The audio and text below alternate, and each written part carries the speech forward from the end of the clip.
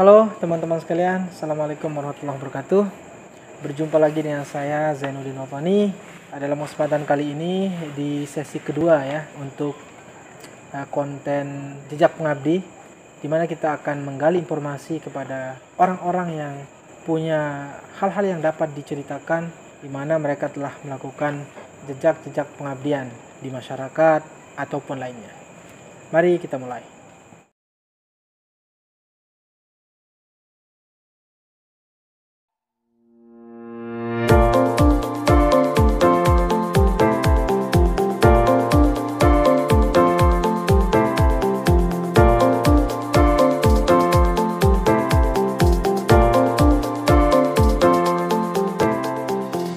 Halo Kanda, gimana kabarnya? Baik, alhamdulillah. Terima kasih saya ucapkan untuk bersedia membagi cerita tentang dalam konten Jejak Pengabdian kali ini. Semoga Kanda sehat selalu ya. Amin. Nah Kanda, untuk pertemuan kali ini saya ingin mulai dari masa kecil ya. Kira-kira dulu ketika masa kecil, apa hal yang sangat berkesan atau unik untuk diceritakan? Nah, mungkin teman-teman bisa mendengarkan. Baik. Assalamualaikum warahmatullahi wabarakatuh. Salam. Saya Zainuddin. Hampir kita sama ya. Ya, Baik.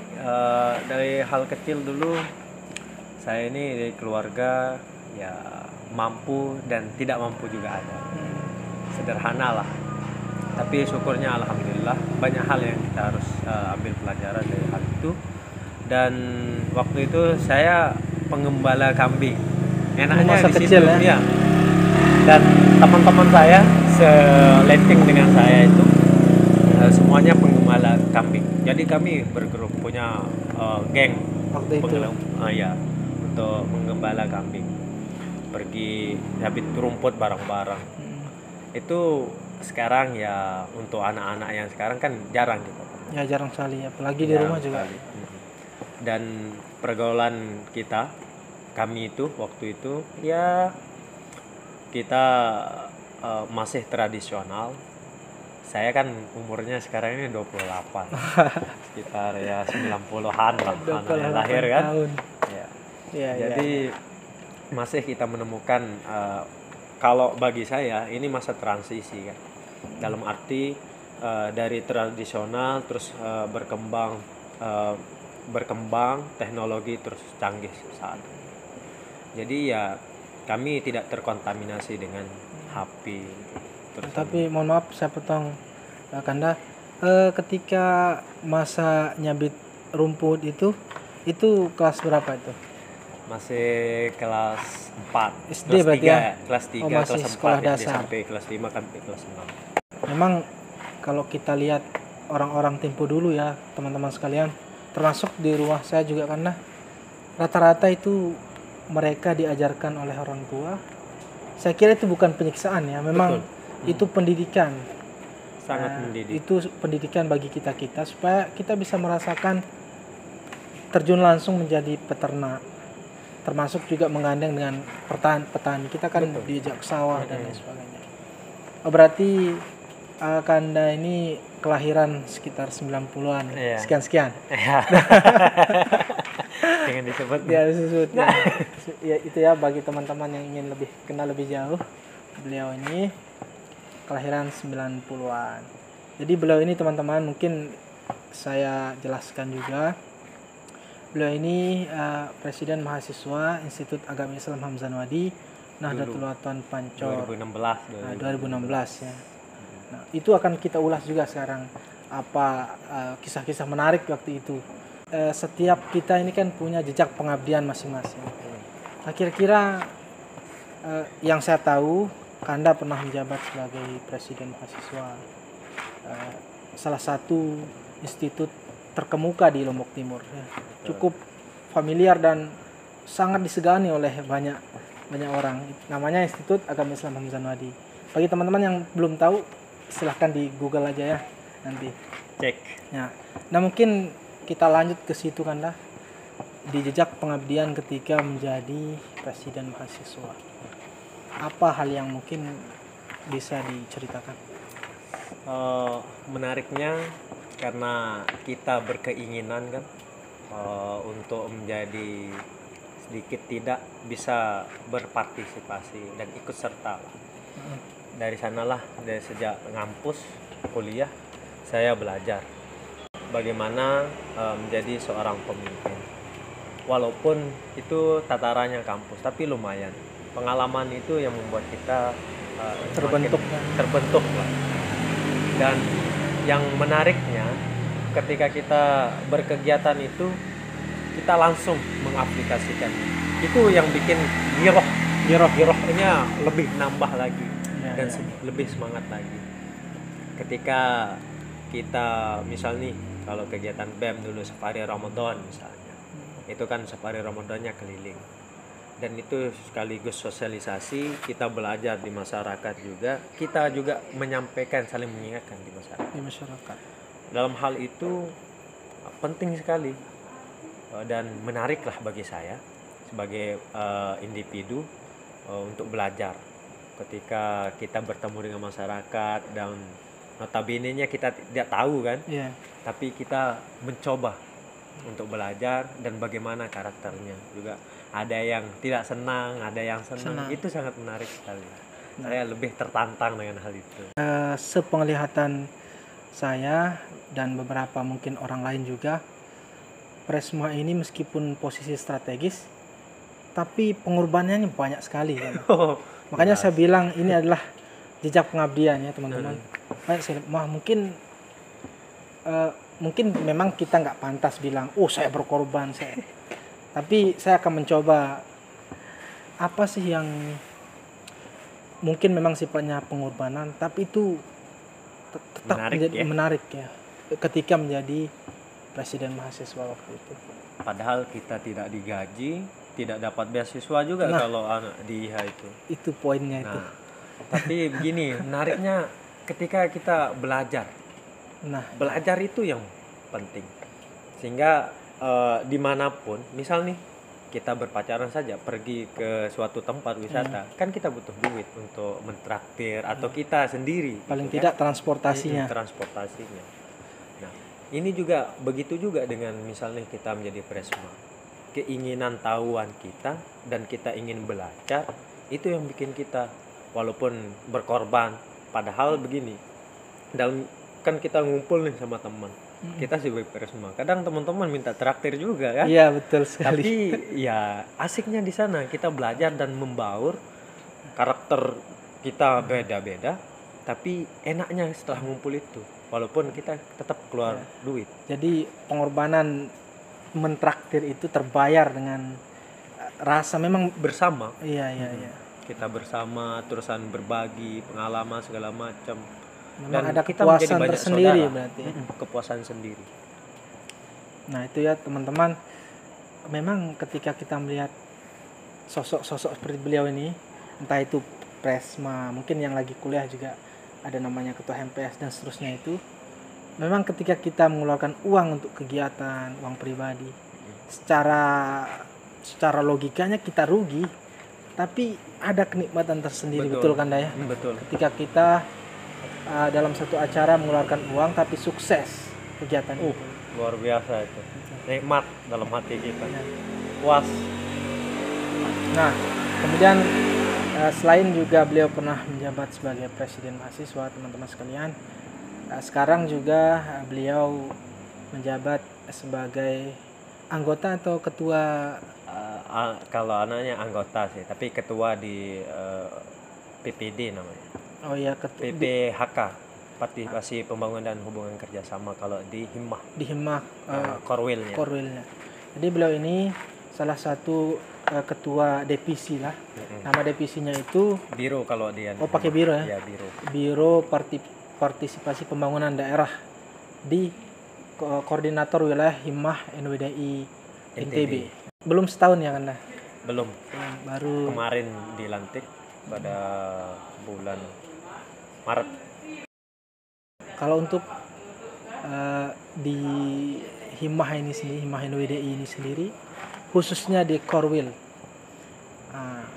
tantangan yang sedang dihadapi, melihat kita ini kan mungkin saya, mungkin Kanda juga.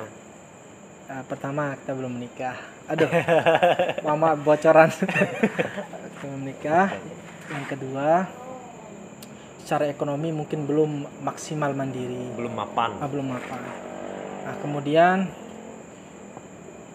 di satu sisi harus mengorbankan itu semua untuk sekarang juga rencana akan pembentukan NWDI di cabang Sumbawa dan seterusnya intinya di seluruh kabupaten kota di NTB ya. Yeah.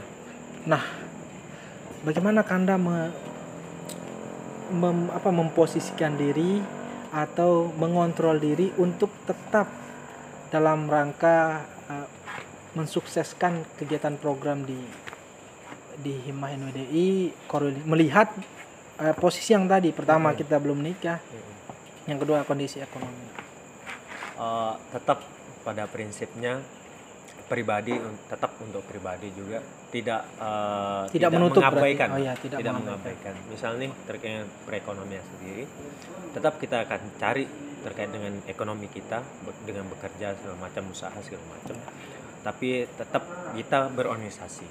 Dalam arti begini, kalau bagi saya, karena Himah ini yang membentuk jiwa dan terus kita bisa macam, segala macam lah ya, berorganisasi, berbaur dengan masyarakat segala macam. Jadi ya secara tidak langsung kita berutang budi loh. Iya, betul sekali. Kita berutang budi. Betul. Jadi kita harus bayar dengan pengabdian juga. Di situ, di sisi lain kita tidak mengabaikan diri. Kami sering diskusikan itu dengan teman-teman yang seleting dengan saya kan, dan yang kurang mungkin perekonomian, tapi tetap kita akan memikirkan diri sendiri dengan usaha dan hal-hal yang lain. Berarti kita bedakan ya, ini urusan. Betul. Ini urusan organisasi, urusan pribadi terkait dengan mari. Ya, pribadi juga tidak boleh diabaikan ya teman-teman. Jangan mati konyol karena semangat mengabdi tidak memikirkan pribadi. Itu juga dihindari. Selain yang dua ini yang saya tahu kan, Kanda pernah menjabat sebagai presiden mahasiswa. Tentu itu sudah berkaitan dengan yang ada di kampus lah. Nah, tapi selain yang di kampus sama yang di Himah NWDI, Korwil NTB, mungkin ada lagi yang lain kan lah, jejak pengabdian yang lain yang mungkin kisah-kisah menarik gitu. Saya kan notabene-nya pendidik sebenarnya. Saya jurusan PGMI di IH itu, dan menariknya saya juga ngajar di suatu madrasah di rumah, dan itu memberikan kita pelajaran juga. Memang mendidik dan pengabdian itu harus benar-benar ikhlas. Dengan sendirinya juga kita ikhlas, dan kita juga akan mendapatkan hal sesuai dengan apa yang kita sudah perbuat. Iya. Banyak hal ya yang kita pelajari dari segi misalnya pendidikan. Harus, kalau anak SD itu harus sabar. Oh iya. Itu juga dengan hidup. Jurusannya di PGSD apa? PGMI kalau iya kan. Itu memang bagiannya SDMI ya. Fokusnya memang di sana profesinya. Sudah siap jadi bapak-bapak Pak jadi. Alhamdulillah lah. Saya sebenarnya suka sekali mengajar, mengabdi. Alhamdulillah, dulu juga di desa misalnya Karang Taruna pernah juga. Karang Taruna, terusan di perpustakaan desa pernah juga untuk merintis segala macam. Terusan BUMDes tapi sebentar. Nah, ini penting lah ketika kita sudah belajar berorganisasi, dan kita harus aplikasikan action gitu. Betul sekali. Kita harus action ke masyarakat, bagaimana kita menempatkan diri kita di masyarakat itu harus seperti itu. Dan juga kita tetap tidak melupakan terkait dengan dusun dan dasan kita. Kita harus perbaiki. Itu yang penting. Kita harus perbaiki, kita harus memberikan sebenarnya sebentuk karya di desa itu.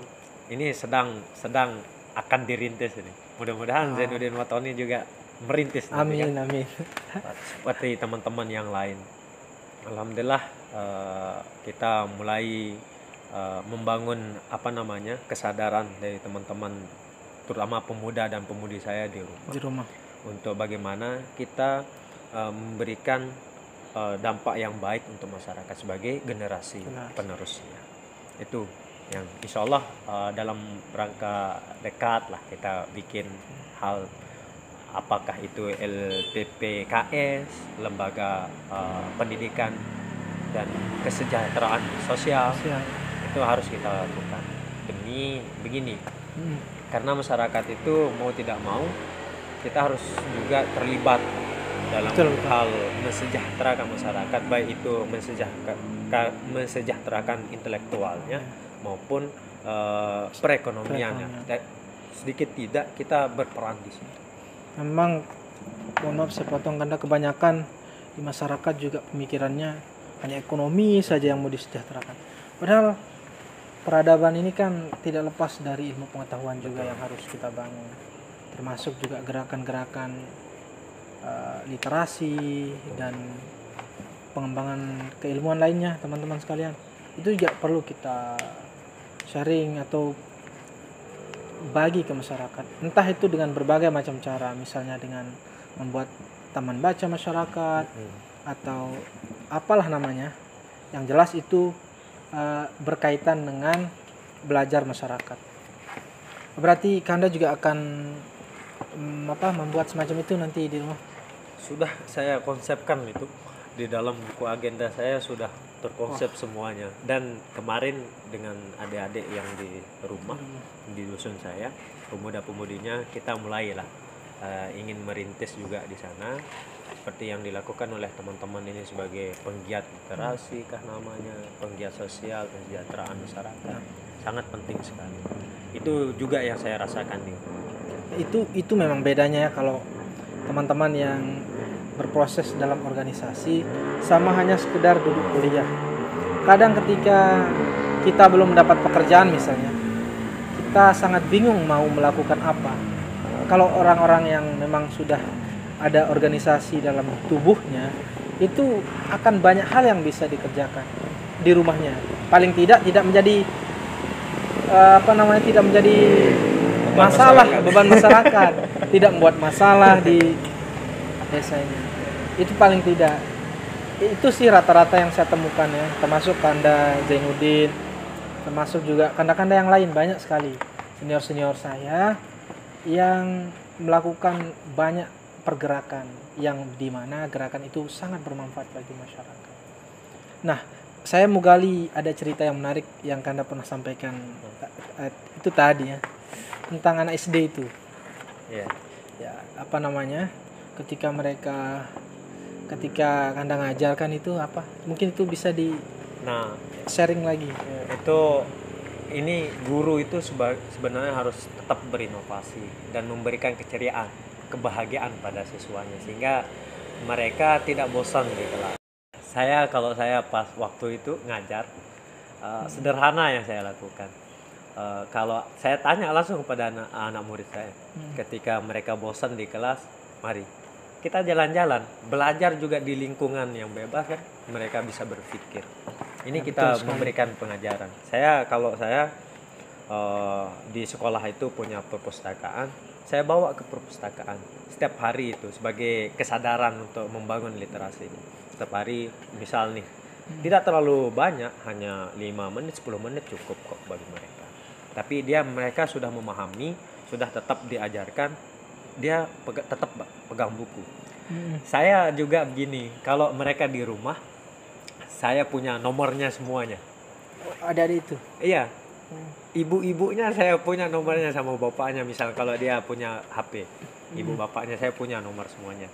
Ketika ada PR-nya atau mereka libur misalnya, tetap saya sarankan kepada ibu bapaknya untuk ini PR-nya, nanti dibimbing anak kita di rumah. Itu selalu saya sampaikan kepada orang tuanya. Malam-malam saya telepon satu persatu. Itu asik ternyata. Dan bikin bahagia, ada kepuasan bahagia. tersendiri Iya, ya seperti. ada kepuasan Ya kalau tersendiri. kita mikir berapa sih kalau ini teman-teman ya, kalau kita Iya. pikir apa ya secara balasan gaji itu berapa sih yang didapatkan. Tapi ada kepuasan tersendiri teman-teman yang tidak bisa dijelaskan dengan Betul. hanya dirupiahkan. Mungkin lanjutkan. Ya. Dan itu mungkin bagi seorang guru harus dilakukan. Ya. Karena begini, kita diberikan tanggung jawab oleh orang tuanya, maka bagaimana seyogyanya tanggung jawab itu kita maksimalkan semampu kita.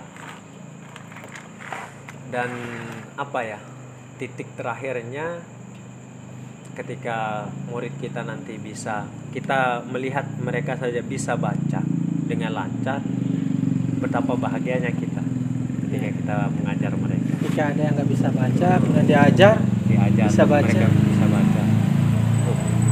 Udah puas kita dulu. Lagi kita tambah dengan yang ilmu-ilmu yang lain. Luar biasa itu ya teman-teman sekalian,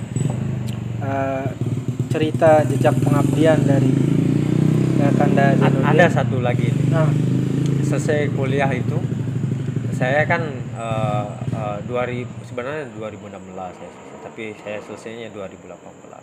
Selesai 2018 langsung bekerja. Tapi harusnya lulus kuliah harusnya 2016. Tapi karena suatu dan hal karenanya disensor ya. Karenanya disensor, lulusnya 2018. Yang saya ingin ceritakan, saya kan bekerja tapi bukan pada bidang saya. Itu bagian, kalau teknik sipil juga teman-teman lah, bagian bangunan, fasilitator, waktu itu fasilitator gempa. Tapi menariknya begini, saya sangat menikmati ketika bekerja, baik mengajar maupun digaji, misal digaji besar misalnya di fasilitator itu. Fasilitator gempa yang di Lombok waktu itu ya, 2019 itu saya mulai kerja dan Januari. Itu sangat saya menikmati ketika berbaur dengan masyarakat, kita menjelaskan bagaimana terkait dengan ini proses segala macamnya, tapi sangat asik gitu loh. Ya. Sangat menikmati sekali. Dan saya banyak, jadi di sana ada keluarga kita, bahkan saya anggap abang saya lah, kakak saya gitu, saking akrabnya sama mereka. Di berapa itu Anda? 6 bulanan saya. 6 bulan. Oh iya, memang sempat sih ada informasi itu waktu dulu, tapi karena masih kuliah jadi nggak bisa. Iya, sangat menarik lah. Itu apa ya? Hal baru, dan kita terbiasa dengan pengabdian pada masyarakat. Kita menikmati. Jadi gitu. Sudah sudah nggak ada yang perlu disusahkan gitu. Sudah menjadi hal kebiasaan. Dalam organisasi memang seperti itu teman-teman. Kita diajarkan membaur sama masyarakat, sosialisasi dan sebagainya. Dan ketika bekerja, di mana itu kita mengabdi plus dapat duitnya, itu kan sambah menikmati kita. Betul. Nah, berarti selesai itu selama berapa? 6 bulan ya? 6 bulan. Nah, saya pas itu juga masih dalam proses KKN itu dulu. Saya di PPS juga, yang pemilihan serentak itu. Oh iya. Dulu di sana juga. 1 tahun banyak setengah. Meninggal waktu itu ya. Iya. Tapi kan saya enggak PPS. Aman. Itu tidak usah bahas terlalu jauh ya. Karena itu jadi perdebatan panjang itu di kontestasi politik 2000 pemilihan presiden. Bahkan kita terbelah, ada yang cebong kampret. Oke, terima kasih Kanda. Siap. Ini cerita yang disampaikan oleh Kanda Zainuddin itu paling tidak yang saya tangkap pada malam hari ini teman-teman sekalian. Pertama, organisasi itu membentuk kita. Kita terbentur dan terbentuk pada akhirnya. Jadi saya sarankan kepada teman-teman sekalian, mahasiswa terutamanya, mahasiswa-mahasiswi, berorganisasilah. Nah, di sana teman-teman bisa belajar bermasyarakat, mengajar, kepekaan kita yang terutama. Sekalipun kita bukan jurusan pendidikan, kita belajar di organisasi mendidik, kita juga bisa mendidik pada akhirnya nanti. dan saya rekomendasikan, tapi bukan sebenarnya memaksa ya, tapi saya merekomendasikan bagi teman-teman mahasiswa-mahasiswi baru yang mau berorganisasi, ada namanya Himmah NUDI. Silahkan cari sendiri ya nanti apa sih Himmah itu, apa pergerakannya dan seterusnya. Tentu banyak organisasi lain yang baik-baik, tapi saya rekomendasikan itu. Kemudian selanjutnya yang perlu kita apresiasi dari Kanda Zainuddin, ketika beliau menjabat sebagai Presma itu banyak yang beliau korbankan, waktunya sampai skripsinya mungkin beliau lambat selesai, mungkin bagian dari itu juga pengorbanan itu hanya keasikan sendiri. Oh iya. Sehingga tidak mengerjakan. Beda itu ya, beda. Intinya banyak hal, karena memang tidak bisa diceritakan serinci-rincinya, cuma yang jelas banyak jejak pengabdian yang beliau telurkan, dan itu bisa kita petik dari cerita yang disampaikan tadi. Terima kasih Kanda. Siap. Atas kehadirannya. Semoga sehat selalu. Amin. Semoga dicepat datangkan jodohnya. Amin. Dimudahkan segala urusannya. Siap. Dan termasuk saya semoga cepat jodoh juga ya Kanda. Belum nikah kita ini teman-teman. Oke, semoga sehat selalu Kanda. Siap. Oke, bagi teman-teman jangan lupa di subscribe, di like, di share. Jika ada hal-hal yang tidak baik atau perlu ditambah untuk diperbaiki dalam konten ini, bisa teman-teman berikan komentar di kolom komentar ya, supaya kita juga bisa berbagi. Terima kasih. Salam literasi. Semoga kita semua menjadi orang-orang yang orang-orang yang hebat. Sampai bertemu di konten Jejak Pengabdi selanjutnya. Terima kasih. Assalamualaikum warahmatullahi wabarakatuh.